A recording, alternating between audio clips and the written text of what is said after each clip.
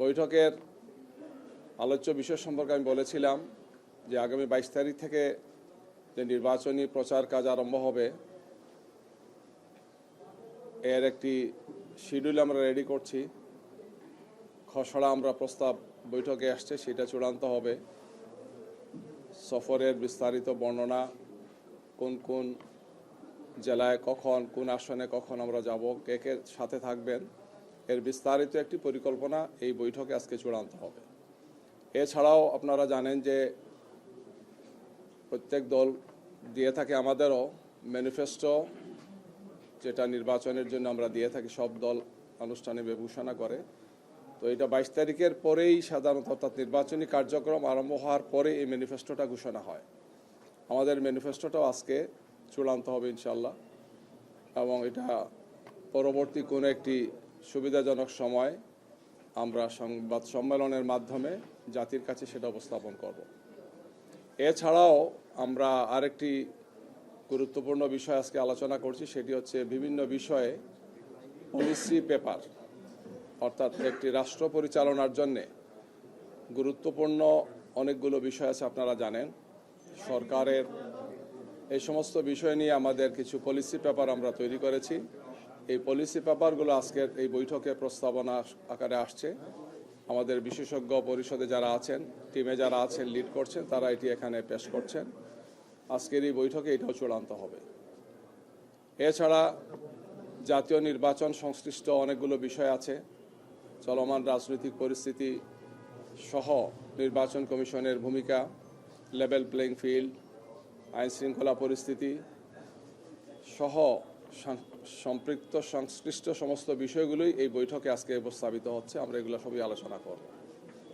তো যেহেতু নির্বাচনের প্রচার কাজ আর মাত্র 5 দিন আছে, সময় তো খুবই কম, এই জন্য একটা বৈঠকে আমাদেরকে অনেকগুলো এজেন্ডা এখানে আনা হয়েছে, এবং আজকে চেষ্টা করা হবে যে সবগুলো এজেন্ডাই ফাইনাল করার জন্য। যেহেতু দায়িত্বশীলরা সবাই মাঠে চলে যাবেন, এই ব্যাপারে প্রস্তুতি চলছে। এই বৈঠকটা একটু দীর্ঘ হচ্ছে, এবং সবগুলো এজেন্ডাই আমরা আশা করছি আলোচনা করে সুসম্পন্ন হবে ইনশাআল্লাহ। এটি হচ্ছে এখন পর্যন্ত বৈঠকের যে কার্যক্রম চলছে তার সর্বশেষ পরিস্থিতি আমি আপনাদের সামনে তুলে ধরলাম।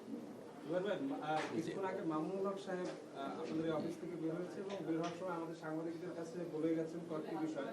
মূলত আপনাদের জোট সম্পর্কে কয়েকটি বিষয় বলেছেন। তার মধ্যে অন্যতম যে বিষয়টি বলেছেন যে 12ই ফেব্রুয়ারি নির্বাচন, তার আগে যেহেতু ইসলামী আন্দোলন বের হয়ে গেছে, কিন্তু 12ই ফেব্রুয়ারির আগে আসলে অনেক কিছুই হতে পারে, ভিন্ন আঙ্গিকে আসলে তাদের সাথে আপনাদের পথ চলা হতে পারে।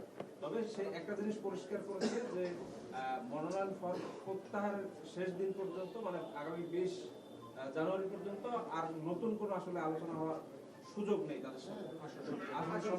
মূলত মামুনুল হক সাহেবের এই বক্তব্যটা এটাই কি আসলে 10 দলের বক্তব্য, বা জামাতের অবস্থান কি আসলে মামুনুল হকের বক্তব্যের ব্যাপারে?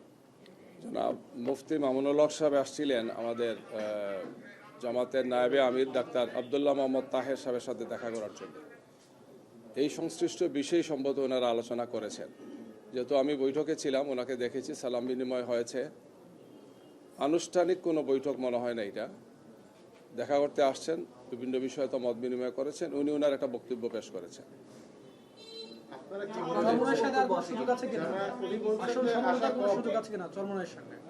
আমরা সামনের দিনে দেখা যাবে কি হয়, আরো সামনে আমরা আগাই দেখা যাক কি হয়।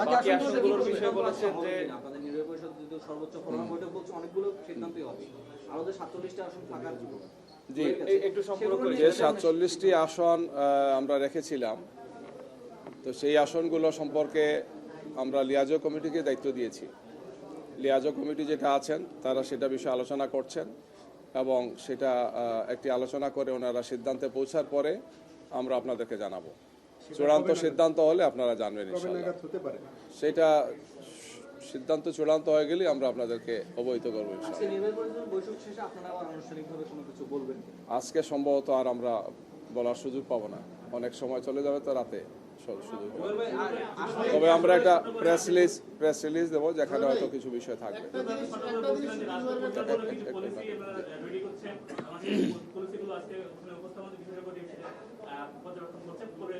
চূড়ান্ত পলিসি আমরা ইয়ে করবেন, সেটা কি আগামীতে জামাতের ক্ষমতা আছে কি কি ব্যবস্থা নেবে বা কি কি রাষ্ট্রপতি কি কি থাকবে সবগুলো এখানে থাকছে প্রধানমন্ত্রী থেকে শুরু করে পলিসি পেপারটা সাধারণত যদি জনগণের ভোটে একটি দল সরকারের দায়িত্বে যায়, রাষ্ট্র পরিচালনার দায়িত্বে যায়, তখনই তার পলিসি পেপারটা প্রয়োজন হয়। তো এই সম্পৃক্ত বিষয়ে আমরা প্রস্তুতি নিচ্ছি, যেটা আমরা আপনাদের মাধ্যমে জাতিকে অবহিত করব। এখন কি কিছুটা বিষয়ে কিছু ধারণা দেওয়া যায় কিনা? আমরা এই মুহূর্তে দিচ্ছি না, যেহেতু এটা আলোচনায় আছে। অনেকগুলো পলিসি পেপার তো পর্যায়ক্রমে একটা একটা করে আসছে। ফাইনাল হওয়ার পর আমরা অটোমেটিক্যালি এটা আপনাদের সামনে উপস্থাপন করব, আর আমাদের ওয়েবসাইটে এটা আমরা দিয়ে দেবো। একটা জিনিস শুধু ক্লিয়ার করবেন যে মামুনুল হক সাহেব বলে গেছেন যে এখন আর ইসলাম আন্দোলনের সাথে আনুষ্ঠানিকভাবে কোনো আলোচনা হচ্ছে না। আসলে কি আর আলোচনা আনুষ্ঠানিক হবে না? এটা একটু জানাবেন।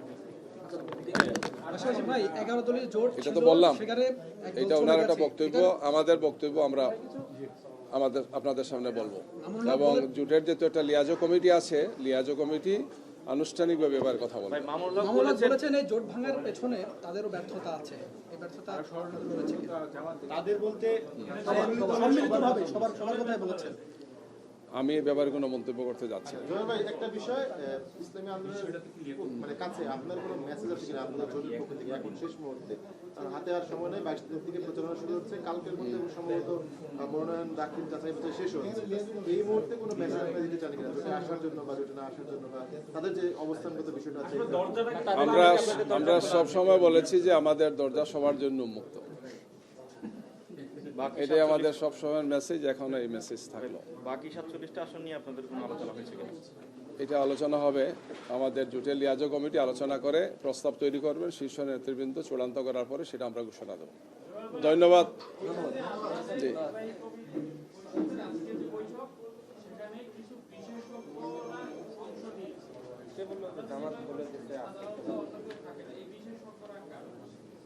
নির্বাহী কমিটির যে সমস্ত এজেন্ডা থাকে, সাধারণত সাংগঠনিক এজেন্ডা থাকে, সেখানে তো আমরা নির্বাহী কমিটির সদস্যরাই অংশগ্রহণ করি। যেহেতু আজকে কয়েকটি মৌলিক বিষয় আলোচনা হচ্ছে, আমাদের সামনের দিনের ম্যানিফেস্টো এবং কিছু পলিসি পেপার আমরা এখানে নির্বাহীটা পাশ হয়, যেহেতু এটা আমাদের অ্যাপেক্স বডি, এই জন্য আমরা যারা এটা তৈরি করেছে তাদেরকে এখানে প্রেজেন্টেশনের জন্য আহ্বান জানিয়েছি। এই অর্থে তারা এখানে অংশগ্রহণ করেছেন। ধন্যবাদ আপনাদের।